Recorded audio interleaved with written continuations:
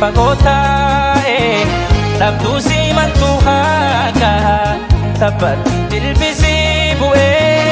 Jiratus lafabata Barbat fidetachi Siti tatus tirinyi Ndogat harka kuftu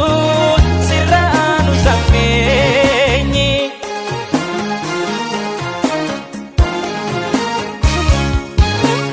Hetu mulfata jalal talala Halkanif guyya anatta wallala Ammuma muma nakota muma Yeros mi ufti jalatti kadama Hetu da ulfata jalatti halala Halkanifi guyya an atta wallala Ammum ammuma